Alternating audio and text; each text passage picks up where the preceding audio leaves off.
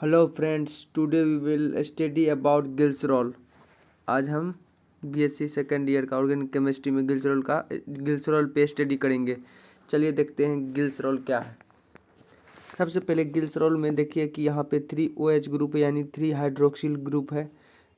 और इसका आईयूपीएसी नाम किस तरह से हम बनाते हैं देख लीजिए। जैसे कि यहाँ पे 3 कार्बन के पास मतलब 3 कार्बन के साथ 3OH ग्रुप जुड़ा हुआ है, यानी 3 हाइड्रोक्सिल ग्रुप जुड़ा हुआ है। इसको ट्राइहाइड्रिक अल्कोहल भी बोलते हैं। इसको ट्राइहाइड्रिक अल्कोहल भी बोलते हैं। ट्राइहाइड्रिक अल्कोहल बोलते हैं इसको। इसका आईयूपीएसी नाम देखते हैं। आईयूपीएसी नेम इसका देख लेते हैं। सबसे पहले आईयूपीएसी नाम देखने से पहले आप यहाँ पे देखिए कि आईयूपीएसी नाम बनता कैसे है। अब जैसे कि यहाँ पे 3 कार्बन है, एक जैसे 1 2 3, यहाँ 3 कार्बन है। तो सबसे पहले 3 कार्बन है तो 3 कार्बन का जैसे 1 कार्बन का होता है मेथ, 2 कार्बन का होता है एथ और 3 कार्बन का होता है प्रोप। तो जैसे कि 3 कार्बन है यहाँ पे तो इसको बोलेंगे हम प्रोप, यानी प्रोप, PROP प्रोप। अब यहाँ पे OH ग्रुप जुड़ा हुआ है, यानी कि 1 कार्बन पे भी OH है, 2 कार्बन पे OH ग्रुप जुड़ा हुआ है, 3 कार्बन पे OH जुड़ा हुआ है। तो हम इसको बोलेंगे यानी PROP प्रोप। 1 कार्बन पे 1 2 3 और यानी 3 ठो OH ग्रुप जुड़ा हुआ है। तो 3 मतलब 3 को बोलते हैं ट्राई। और OH को हम अल्कोहल भी बोल सकते हैं। तो इसको OH इसका हो जाएगा सिंबल OL, यानी ये इसका आईयूपीएसी नाम हो गया। इसको हम ट्राइहाइड्रिक अल्कोहल बोल सकते हैं ग्लिसरॉल को, या प्रोपेन, यानी कि और सब में सिंगल बॉन्ड है इसलिए यहाँ पे AN लगा देंगे, ANE। कहने का मतलब यहाँ पे हो जाएगा, यहाँ पे देख लीजिए PROP प्रोपेन 1 2 3 ट्राई और यहाँ पे OL लिख देते हैं, ऑल। कहने का मतलब इसका आईयूपीएसी नाम ये हो गया, यानी प्रोपेन, PROPANE होता है, मतलब सब में सिंगल बॉन्ड है इसलिए इसमें ANE लगा। और प्रोप का मतलब तो आप जानते हैं, जैसे कि यहाँ पे 3 कार्बन है तो इसलिए प्रोप हुआ, और सिंगल बॉन्ड है तो यानी single bond is sigma bond, इसमें ANE हुआ। और 1 2 3 इसमें 3 हाइड्रोक्सिल ग्रुप है इसलिए 1 2 3 और ट्राई यहाँ पे ऑल लगा हुआ है, ट्राई ऑल हो गया। ये इसका आईयूपीएसी नेम हो गया। चलिए यहाँ पे सब इसका मोलिकुलर फार्मूला देख लेते हैं। इसका मोलिकुलर फार्मूला इसका हो जाएगा, जब भी किसी चीज़ का मोलिकुलर फार्मूला होगा तो जैसे गिल्सरॉल का मोलिकुलर फार्मूला हो जाएगा C3H8O3, यानी ये हो गया गिल्सरॉल का मोलिकुलर फार्मूला। अब ये गिल्सरॉल हो गया। जैसे गिल्सरॉल का आप जानते हैं कि मतलब कि इस तरह से गिल्सरॉल हुआ। इसका स्ट्रक्चरल फार्मूला ये हो गया, इसका स्ट्रक्चरल फार्मूला देख लीजिए, आपको दिखा देते हैं। इसका स्ट्रक्चरल फार्मूला गिल्सरॉल का ये हो गया। अब गिल्सरॉल का स्ट्रक्चर फार्मूला देखिए किस तरह से बनाते हैं। सबसे पहले हम गिल्सरॉल को देखे थे पहले, तो मतलब कि मतलब CH2OH CHOH CH2OH इस तरह से था। तो इस तरह से पहले में समझ में नहीं आया, और यहाँ पे देखते हैं अब इसको स्ट्रक्चरल फार्मूला इसको यहाँ पे इस तरह दिखा देते हैं आपको किस तरह से होता है। जैसे कि इसका स्ट्रक्चर फार्मूला इस तरह से हो गया, जैसे कि CH2 है यानी 2 हाइड्रोजन यहाँ पे इस तरह से जोड़ देंगे, OH हो गया। और यहाँ पर भी एक मतलब CH है तो 1 हाइड्रोजन यहाँ पे जोड़े और OH ग्रुप यहाँ पे जोड़ दिए, और फिर यहाँ पे CH2 जोड़ा जाएगा इस प्रकार से। मतलब यहाँ पे समझ लीजिए जैसे कि ये हो गया। इसको यहाँ पे मिटा देते हैं। यहाँ पे कार्बन है, ये कार्बन यानी कि ये इसके साथ जुड़ा हुआ है, इसको कट कर देते हैं। यहाँ पे इसके साथ इस तरह से जोड़ देते हैं, और यहाँ पे OH ग्रुप जुड़ गया, यानी कि इसको ट्राइहाइड्रिक अल्कोहल और ग्लिसरॉल इसको कह सकते हैं। और इसको इसका IUPAC नाम किस प्रकार से होगा, जैसे कि हम पहले देखे थे, इसका IUPAC नाम होगा, जैसे 3 कार्बन है यहाँ पे तो हो जाएगा प्रोपेन, यानी सब में सिंगल बॉन्ड है, सिंगल बॉन्ड को हम बोलेंगे इसमें ANE का प्रयोग करेंगे, इसलिए प्रोपेन 1 2 3 यानी 1 2 3 1 2 3 ट्राई यानी 3 ठो हाइड्रोक्सिल ग्रुप है तो हो जाएगा ट्राईऑल, यानी प्रोपेन 1 2 3 ट्राईऑल। OH को हम ऑल बोलेंगे इस पूरे को, मतलब इस पूरे को हम ऑल बोल देंगे, इस पूरे को हम ऑल बोल देंगे इस प्रकार से। और जैसे कि इसमें अब देख लीजिए, अब ये ग्लिसरॉल का मतलब कि इसमें क्या क्या होता है। सबसे पहले इसको ग्लिसरॉल को क्या क्या बोलते हैं। It is also called trihydric alcohol, यानी कि it is also called trihydric alcohol, इसको हम ट्राइहाइड्रिक अल्कोहल बोल सकते हैं, जैसे कि आपको बताएं। Is colourless odourless thick with sweet taste, कहने का मतलब is colourless odourless thick with sweet taste, कहने का मतलब ये जो ग्लिसरॉल रंगहीन गंधहीन, ग्लिसरॉल जो है रंगहीन गंधहीन और मतलब कि मीठा, इसका स्वाद कैसा होता है, मीठा होता है, ये मतलब मीठा स्वाद का, रंगहीन होता है, गंधहीन होता है, इसमें रंग नहीं होता है ग्लिसरॉल में, और गंध नहीं होता है, और इसका टेस्ट जो होता है मीठा होता है, और यह जल में विलय है, यानी कि it is merging in water, it is merging in water, यह जल में विलय है, यह जल में विलय है। अब देखिए यहाँ पे, in the manufacture of goods of beauty in ingredients मतलब in the manufacture of goods of beauty ingredients, यहाँ पे कहने का मतलब ये अच्छे साबुन सौंदर्य सामग्री के निर्माण में है। इंग्रेडिएंट्स मतलब in the manufacture of goods of beauty ingredients, यानी कि इसका हो गया, अच्छे से लिख लो आप, अच्छे साबुन सौंदर्य सामग्री के निर्माण में होते हैं। ठीक है, चलिए आगे देखते हैं इसका। चलिए देखते हैं मेथड्स ऑफ प्रिपरेशन में सबसे पहले स्टार्ट करते हैं हम, मतलब कि यहाँ पे अब इसके बारे में देखते हैं नेक्स्ट टॉपिक में कि ग्लिसरॉल मतलब साबुन से कैसे ग्लिसरॉल बनाते हैं, मतलब साबुन से कैसे ग्लिसरॉल बनाते हैं, मतलब when the sodium hydroxide of oil and fat hydrolysis is done, then soap and glycerol is obtained, कहने का मतलब when the sodium hydroxide of oil and fat hydrolysis is done, then soap and glycerol is obtained, कहने का मतलब जब तेल या वसा में NaOH यानी सोडियम हाइड्रोक्साइड के उपस्थिति में जल अपघटन मतलब कराया जाता है, तब साबुन एवं ग्लिसरॉल प्राप्त होता है। कहने का मतलब ग्लिसरॉल प्राप्त होता है, साबुन से क्या होता है, साबुन एवं ग्लिसरॉल प्राप्त होता है। कहने का मतलब सबसे पहले देखिए, जब पुराने समय में क्या होता था, पुराने समय में इंसान सबसे पहले मतलब साबुन किस तरह से बनाता था, पहले सूरजमुखी या किसी अंडी का तेल से मतलब पहले तेल बनाता था, और तेल बनाने के समय जो काला रंग का अंतिम में जो मतलब मटेरियल बचता था, उस मटेरियल से वो क्या करता था, एलिमेंट से मतलब NaOH मतलब और सोडियम मतलब NaOH के प्रेजेंस में उसे क्या करता था, और तेल और मतलब NaOH मतलब कि उसमें NaOH के उपस्थिति में उससे में मिला के जल अपघटन करा के उसमें तभी साबुन बनाता था, यानी कोई डिटर्जेंट मिला के उस समय साबुन बनाता था, यानी पुराने समय में इस तरह से होता था। मतलब कि फिर से देख लीजिए, सुन लीजिए आप, जब तेल या वसा का NaOH के प्रेजेंस में जल अपघटन किया जाता है तब साबुन एवं ग्लिसरॉल प्राप्त होता है। यहाँ पे सबसे पहले ऑयल एंड फैटी है, मतलब कि साबुन और वसा है, मतलब सोप एंड फैट मतलब वसा है, यानी फैट है।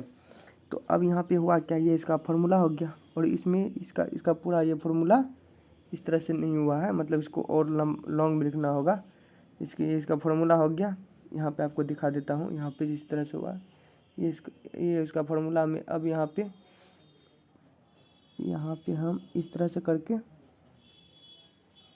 जैसे यहाँ पे CH2 यहाँ पे है, यहाँ पे नीचे करके आपको यहाँ पे एक्सप्लेन कर देते हैं। यहाँ पे ऑयल एंड फैट का फार्मूला आप देख लो यहाँ पे। जैसे कि यहाँ पे हो गया CH2, यहाँ पे CH2OCOR, और यहाँ पे हो जाएगा जैसे कि CH सिंगल बॉन्ड OCOR, मतलब कि यहाँ पे भी सिंगल बॉन्ड है, यहाँ पे भी छुपा O के साथ सिंगल बॉन्ड छुपा हुआ है, यहाँ पे इस तरह से सिंगल बॉन्ड है। और यहाँ पे हो जाएगा जैसे कि CH2 सिंगल बॉन्ड OCOR, इसको यहाँ पे लिख दो COR। जब अब ये हो गया, मतलब कि यहाँ पे थोड़ा सा मिस हो गया है, इसमें एक स्टेप छूट गया है। यहाँ पे इस तरह से लिख देता हूँ, मैं आपको बता देता हूँ। जैसे कि यहाँ पे सबसे पहले ग्लिसरॉल फ्रॉम सोप इंडस्ट्री, यहाँ पे जैसे कि पिछले में थोड़ा सा मिस्टेक हो गया था, मतलब एक स्टेप छूट गया था यहाँ पे। यहाँ ये हो गया ऑयल एंड फैट का फॉर्मूला। ये जो है 3NOH के साथ जब रिएक्ट करेगा, मतलब ये 3NOH के साथ जब रिएक्ट करेगा, ये 3OH जो है, ये OH जो है इसके साथ आके बॉन्ड बना लेगा। यानी कि यहाँ पे CH2 जो है यहाँ पे, यह हाइड्रोजन जो है इसके साथ आके बॉन्ड बना लेगा। ये तीनों O के साथ आके 3 हाइड्रोजन यहाँ से आके बॉन्ड बना लेगा। तो यहाँ हो जाएगा, देखिए किस प्रकार से यहाँ पे बॉन्ड बना है। CH2OH हो जाएगा, यहाँ पे CHOH हो जाएगा, यहाँ पे CH2OH है, यानी कि ग्लिसरॉल यहाँ पे बन गया। अब देखिए यहाँ पे क्या बच गया, यहाँ इसका सिंगल Na हो गया, यानी 3Na बच गया यहाँ पे 3Na बच गया। और ये 3Na यानी 3 यहाँ पे Na बच गया, और यहाँ पे कार्बन बच गया, यानी कि ये मतलब कि ये इसका कार्बन यहाँ पे ये बच गया 3 यानी COO, मतलब कि यहाँ पे ये O 3 ठो O बच गया 3, यानी कि मतलब कि 3 कार्बन बच गया, 3 मतलब कि O ऑक्सीजन बच गया, और 3 सोडियम बच गया। तो यहाँ हो गया 3R सिंगल बॉन्ड COONA, यानी कि R single bond COONA। R को हम देखिए यहाँ पे, ये R को हम ये भी लिख सकते हैं यहाँ पे, इस प्रकार से हो गया। यानी कि अब ये CH2OH इसको हम ग्लिसरॉल बोलेंगे, इस इतना दूर को हम ग्लिसरॉल बोलेंगे। और ये जो है 3 यानी 3RCOONA, मतलब मतलब इतने हिस्से को हम बोलेंगे सोप। ये सोप भी बन गया, यानी ग्लिसरॉल भी बन गया, सोप बन गया। किस तरह से बना, जैसे कि आप देखें, जब तेल या वसा का NaOH के उपस्थिति में जल अपघटन किया जाता है या कराया जाता है, तब साबुन एवं ग्लिसरॉल बनता है। पुराने समय में इंसान क्या करता था, मतलब कि जो पहले तेल, मतलब अंडे का तेल, जब तेल बनाया जाता था, तेल बनाने के समय जो है न अपशिष्ट पदार्थ, यानी कि वेस्ट मटेरियल, जिसको मतलब गंदा बोल सकते हैं या डस्ट बोल सकते हैं, उस गंदगी से मतलब जो है ना, जैसे कि या फैट से, तो उसमें मतलब डिटर्जेंट मिला के या NOH सोडियम हाइड्रोक्साइड मिला के, उसके साथ मिला के उसको सोप बनाया जाता है। जैसे कि यहाँ पे सोप बन गया, यहाँ पे ये सोप का फार्मूला हो गया। सोप का फार्मूला हो गया R सिंगल बॉन्ड COONA, इस प्रकार से सोप का फार्मूला हो गया। जैसे कि वहाँ पे देखे थे। और हम R को जो है, यानी कि R को मतलब कि वसा और मतलब फैट या मतलब कि ऑयल को हम जैसे उसका फार्मूला देखे थे, यानी कि उसमें से जैसे कि लास्ट में बचा था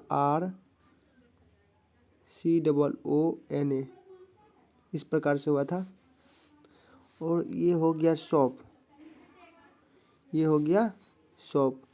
अब यहाँ पे देखिए, इस R को हम क्या बोलते हैं, इस R को हम बोलेंगे, जैसे कि इसको हम इस तरह से भी बोल सकते हैं। R का डेफिनेशन देखिए, इस प्रकार से इसका फॉर्मूला हो गया पूरा C17H35 या C15, इस तरह से बोलेंगे H31 मतलब, और या इस प्रकार से बोलेंगे C16 मतलब C16 और H33, ये H33 हो जाएगा।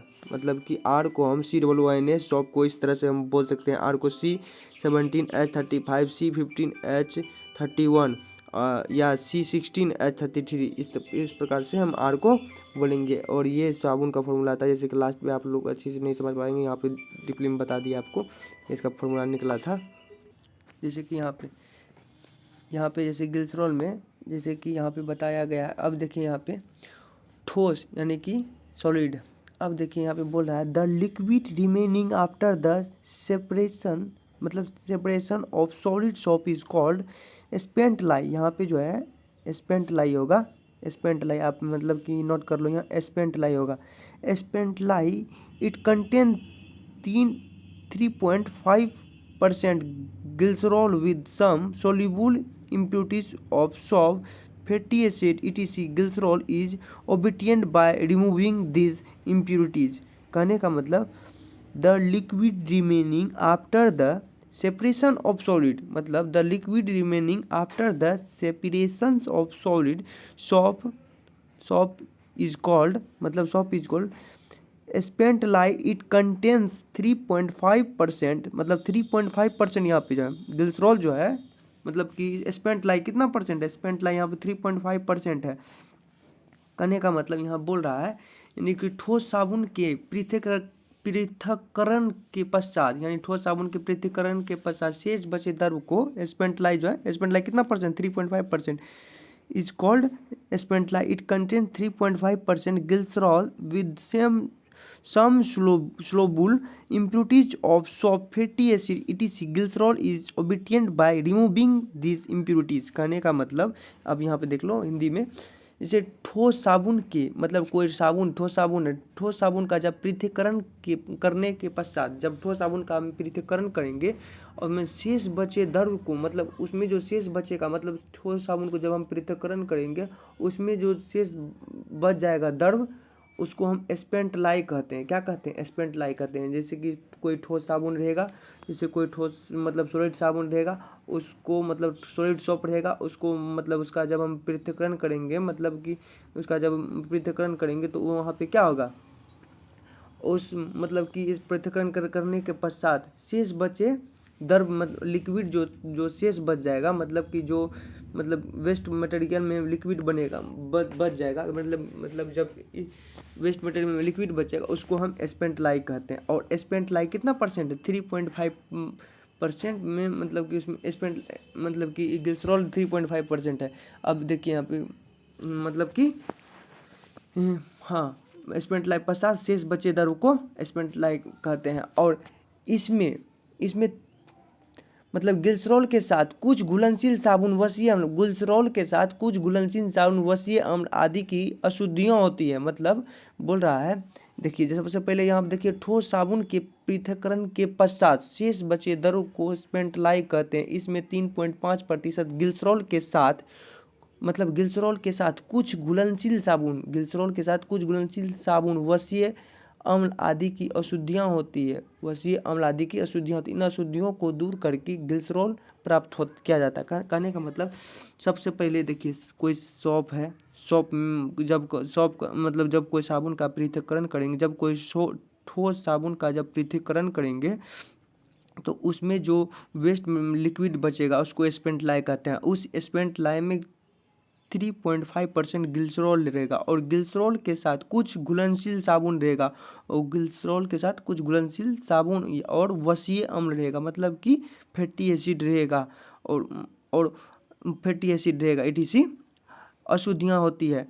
और इन्हीं अशुद्धि को, मतलब इसको हम अशुद्धि बोलेंगे, मतलब वेस्ट मटेरियल है। इन अशुद्धियों को दूर करके, मतलब इन अशुद्धियों को, मतलब ये वेस्ट मटेरियल को जब हम मशीन के द्वारा, मतलब फैक्ट्रियों में जब अलग अलग कर देते हैं तब वहाँ पे हमें ग्लिसरॉल प्राप्त होता है। कि देखिए अब ग्लिसरॉल किस तरह प्रकार प्राप्त हुआ है, ये फैटी एसिड है या ऑयल है यहाँ पे, मतलब कि जब इसको हम NaOH, यहाँ पे NaOH है, मतलब कि समझ लीजिए कि ये मतलब कि कोई सॉलिड साबुन है, यहाँ पे ये ग्लिसरॉल, यहाँ पे मतलब फैटी एसिड है, यहाँ पे ये ग्लिसरॉल है।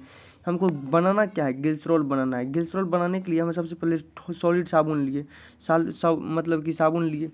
अब जब सॉलिड साबुन का जब पृथक्करण किए तो सॉलिड साबुन का पृथक्करण करने के पश्चात जो लिक्विड मटेरियल है, लिक्विड मटेरियल में वेस्ट मटेरियल, उसको हम स्पेंट लाई कहते हैं। क्या कहते हैं?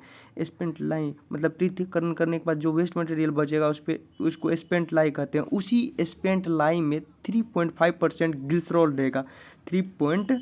ग्लिसरॉल कितना रहेगा? ग्लिसरॉल 3.5% रहेगा। 3.5% ग्लिसरॉल रहेगा। 3.5% ग्लिसरॉल रहेगा और ग्लिसरॉल 3.5% रहेगा। अब इसी ग्लिसरॉल में जो है मतलब कि इसमें फैटी एसिड रहेगा और मतलब कि कुछ घुलनशील सॉल्ट भी रहेगा। उसी को हम क्या बोलेंगे?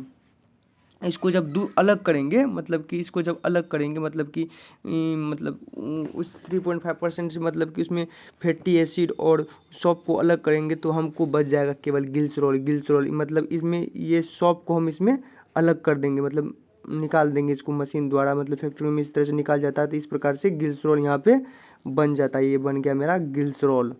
ठीक, अब यहाँ पे देखिए, when the triglyceride fat or oil is hydrolyzed with vapor in the presence of dilute H2SO4, then solid higher fatty acid are obtained. After separation the remaining liquid is called sweet water। कहने का मतलब when triglyceride fat or oil is hydrolyzed with vapor in the presence of dilute H2SO4, then solid higher fatty acids are obtained। कहने का मतलब आप अब देखिए इसमें after separation the remaining liquid is called sweet water. कहने का मतलब ये बोल रहा है मतलब कि जब ट्राइग्लिसराइड वसा या तेल का भाप के साथ डाइल्यूट H2SO4 के उपस्थिति में मतलब बोल रहा है जब ट्राइग्लिसराइड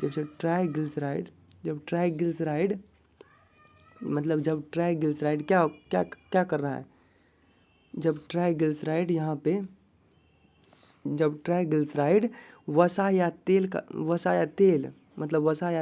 का भाप जो होता है, जब ट्राइग्लिसराइड जो है वसा या तेल के भाप के साथ डाइल्यूट H2SO4 की उपस्थिति में जल अपघटन कराया जाता है। क्या कराया जाता है? जल अपघटन कराया जाता है। तब ठोस उच्च वसीय अम्ल प्राप्त होता है। तब ठोस उच्च वसीय अम्ल, सॉलिड जो होता है ठोस उच्च वसीय अम्ल प्राप्त होता है, जिसको हम क्या पृथक्करण करने के पश्चात क्या मिलता है? जिसका हम पृथक्करण करने के पश्चात हमें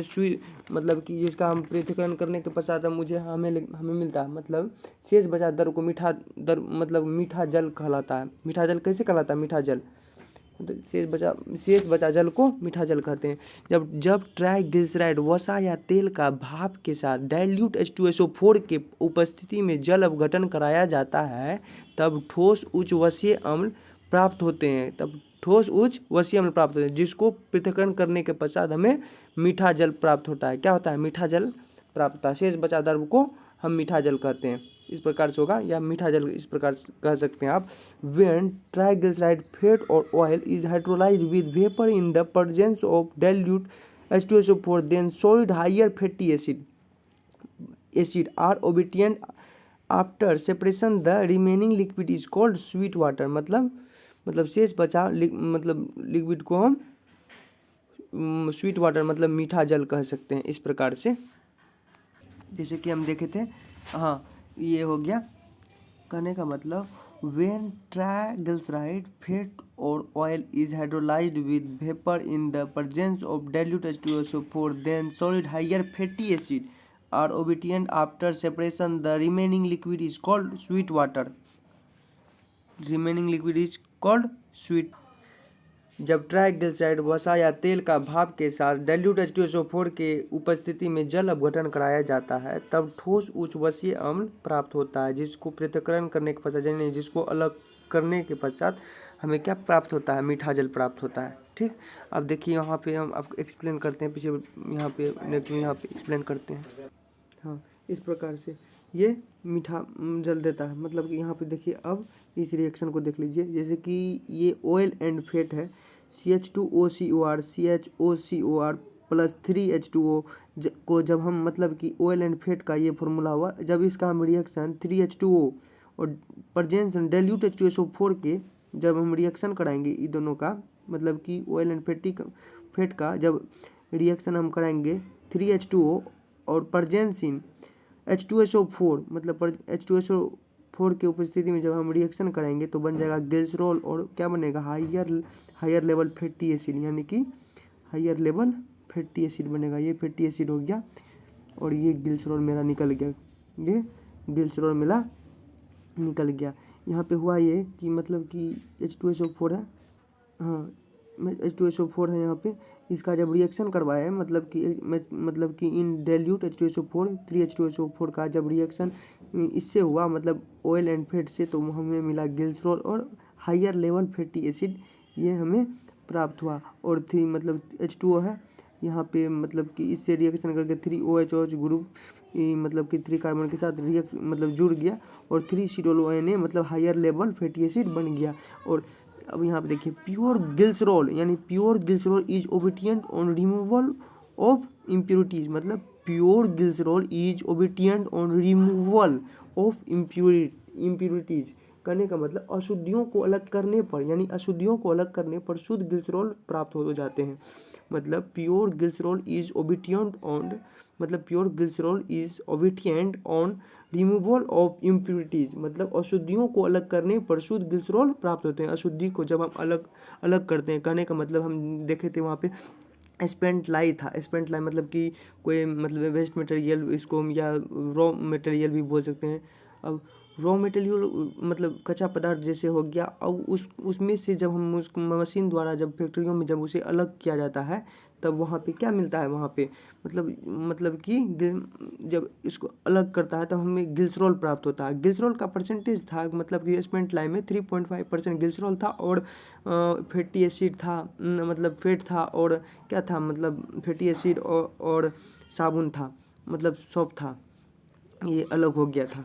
अब यहाँ पे देखिए मतलब contains 3.5% glycerol with impurities in it, मतलब कहने का मतलब इसमें ग्लिसरॉल अन्य अशुद्धियों के साथ उपस्थित रहता है। कितना परसेंट में, 3.5% में, मतलब 3.5% के रूप में ग्लिसरॉल जो अन्य अशुद्धियों के साथ उपस्थित रहता है। मतलब इसमें 3.5% ग्लिसरॉल अन्य अशुद्धियों के साथ उपस्थित रहता है। किनके साथ, अनुशुद्धियों के साथ। अनुशुद्धि मतलब कि उसको अलग किया जाता है मशीन के माध्यम से, मतलब कि बड़े बड़े फैक्ट्रियों में अलग किया जाता है मशीन के माध्यम से अनुशुद्धियों को। मतलब जैसे हो गया साबुन हो गया, जैसे कि आपको बता दें साबुन और फैटी एसिड अनुशुद्धियों इसके साथ, मतलब फैटी एसिड को अलग किया जाता है उस मतलब साबुन और फैटी एसिड को अलग किया जाता है ग्लिसरॉल से, और ग्लिसरॉल को इस प्रकार से बनाया जाता है, ग्लिसरॉल को इस प्रकार से यहाँ पे बनाया जाता है ग्लिसरॉल को। हाँ अब ये रिएक्शन देख लीजिए, फ्रॉम सिंथेसिस में हुआ ये, हाँ ये फ्रॉम सिंथेसिस में जैसे कि CH3 single bond CH double bond CH2 है, मतलब कि इसको हम बोलेंगे प्रोपिलीन। ये प्रोपिलीन का फॉर्मूला, ये प्रोपिलीन का फॉर्मूला। अब देखिए प्रोपिलीन से हम कैसे बनाते हैं एलिल क्लोराइड, देखिए वही हम देखेंगे। सबसे पहले ये CH3 है, ये क्या है, ये CH3 है, ये CH3 है, CH3 सिंगल बॉन्ड CH और डबल बॉन्ड CH2, ये प्रोपिलीन का फॉर्मूला है। और जब ये प्रोपिलीन का जब हम रिएक्शन कराए 500 डिग्री सेंटीग्रेड पे, जब हम प्रोपिलीन का रिएक्शन कराए 500 डिग्री सेंटीग्रेड पे Cl2 यानी क्लोरीन से जब रिएक्शन कराए, यहाँ पे कितना Cl2 है, यानी 2 क्लोरीन है। कितना क्लोरीन है, 2 क्लोरीन है यहाँ पे। अब 2 क्लोरीन है, इसमें से 1 क्लोरीन आ जाएगा तो बच जाएगा Cl, और 1 क्लोरीन जो है इसके साथ, यानी कि ये जो CH3 है यहाँ पे 1 क्लोरीन यहाँ पे लग जाएगा और यहाँ पे आ जाएगा, तो यहाँ पे बच जाएगा CH2। करने का मतलब 1 हाइड्रोजन यहाँ पे हो जाएगा, 1 हाइड्रोजन नीचे हो जाएगा, तो यहाँ पे बच जाएगा, इस तरह से होगा। और क्लोरीन यहाँ पे लग गया, और ये क्लोरीन यहाँ पे जब लग गया, मतलब कि इसके साथ जब लग गया क्लोरीन यहाँ पे, इसका हाइड्रोजन जो है मतलब इसका हाइड्रोजन एक Cl को, यानी कि ये जो बचा Cl था, ये Cl को इसका एक हाइड्रोजन लेके निकल जाएगा, एक Cl को और निकल जाएगा, मतलब यहाँ पे Cl निकल जाएगा, यहाँ पे बच गया। जैसे कि यहाँ पे CH2Cl है, यहाँ पे -HCl बाहर निकल गया 500 डिग्री सेंटीग्रेड पे, जब इसका ये बना कितना 500 डिग्री सेंटीग्रेड पे ये बना इसका। यहाँ पे देखिए किस प्रकार से ये क्लोरीन जब यहाँ पे लगा तो इसके पहले मतलब इस कार्बन एटम पे जो पहले हाइड्रोजन था वो हाइड्रोजन जो है एक और क्लोरीन को लेके साथ -HCl से निकल गया। मतलब -HCl का मतलब ये HCl जो हाइड्रोक्लोरिक एसिड मतलब इसके साथ निकल गया। यानी कि कहने का मतलब प्रोपिलीन को जब हम Cl2 के साथ 500 डिग्री सेंटीग्रेड पे जब मतलब रिएक्ट कराए, मतलब इसका जब रिएक्शन कराए 500 डिग्री सेंटीग्रेड पे जब हम प्रोपिलीन का रिएक्शन कराए तो बना क्या, मेरा बन गया एलिल क्लोराइड। एलिल क्लोराइड कैसे बना कि हम जानते थे CH2Cl, यहाँ पे सिंगल बॉन्ड CH2Cl हो गया और single bond CH, double bond CH2, यहाँ हो गया एलिल क्लोराइड। जब एलिल क्लोराइड का रिएक्शन, जब एलिल क्लोराइड का रिएक्शन HOCl से कराए, जब एलिल क्लोराइड का रिएक्शन HOCl से कराए तो यहाँ बन गया क्या, HOCl है। ठीक, अब HOCl है, यहाँ पे Cl तो यहाँ पे पहले से था। ठीक, अब ये क्लोरीन जो है यहाँ पे आके लग गया, ये क्लोरीन यहाँ पे आके लग गया। ये क्लोरीन जब यहाँ पे आके लग गया तो यहाँ बच गया OH।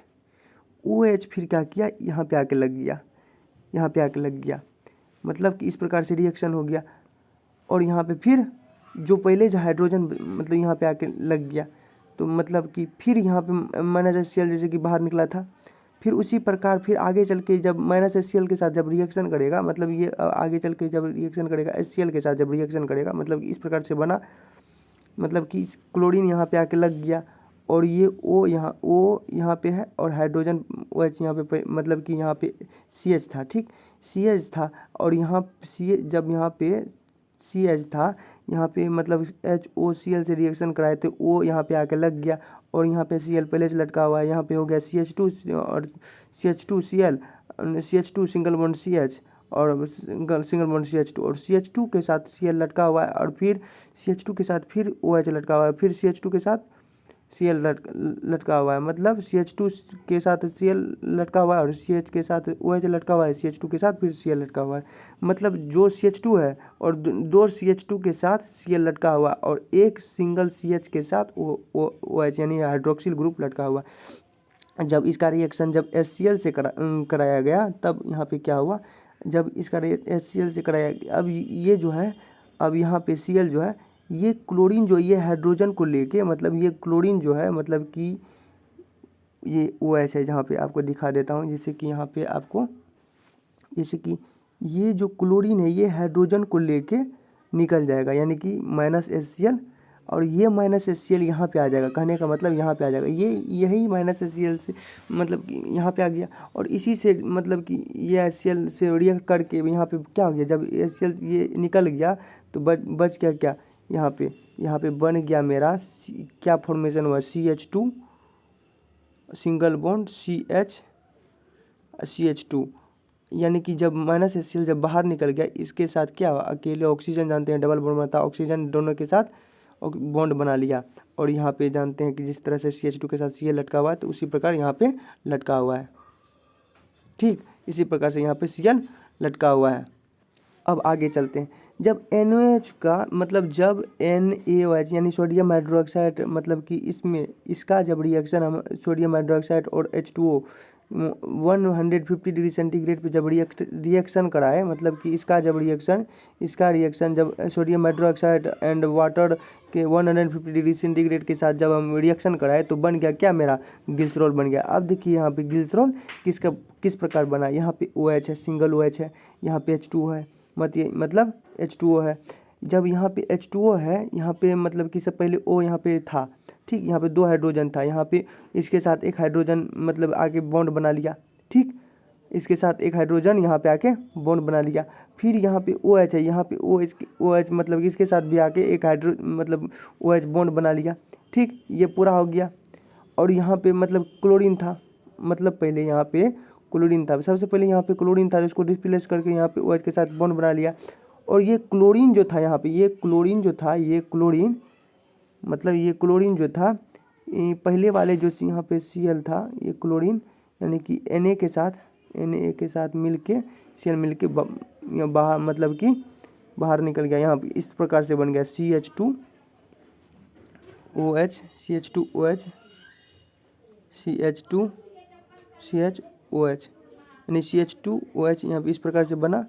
और यहाँ पे ले लीजिए CH2 OH इस प्रकार से बना और यहाँ पे निकल गया क्या, यहाँ पे और NaCl, यानी सोडियम जो है क्लोरीन को लेके मतलब कि अलग हो गया, यानी कि यहाँ का सोडियम जो है, यहाँ का सोडियम, ये जो सोडियम है ये इस वाले क्लोरीन को लेके निकल गया, ऐसे करके इस वाले क्लोरीन को लेके निकल गया सोडियम इस वाले क्लोरीन को लेके निकल गया। और यहाँ पे मतलब कि H2O है, यहाँ पे एक हाइड्रोजन यहाँ पे आ गया, पहले से ऑक्सीजन था तो हो गया OH ग्रुप बन गया, फिर यहाँ पे OH पहले से है तो यहाँ पे OH ग्रुप बन गया, फिर यहाँ पे मतलब H हाइड्रोजन था, फिर यहाँ ऑक्सीजन था, यहाँ पे भी OH ग्रुप बन गया, फिर से मेरा बन गया ग्लिसरॉल बन गया। आज का वीडियो में बस इतना ही। अगर आपको ये वीडियो अच्छा लगा तो लाइक करें, सब्सक्राइब करें, ताकि अगले वीडियो का नोटिफिकेशन आपके मोबाइल में जल्द से जल्द आए, ताकि आप ठीक तरीके से पढ़ सके। अगर ये वीडियो आपको फुल बिना स्किप किए वॉच करते हो तो मतलब कि लिखोगे तो आप अच्छे तौर पे समझ जाओगे। आपको ये वीडियो अच्छे से देखना है और नोट डाउन करना है। ये BSc में मतलब कि VBI सॉल्यूशन है, आप अच्छे से तैयारी करो। BSc के मतलब 2 महीने के बाद एग्ज़ाम होगा। थैंक यू, धन्यवाद।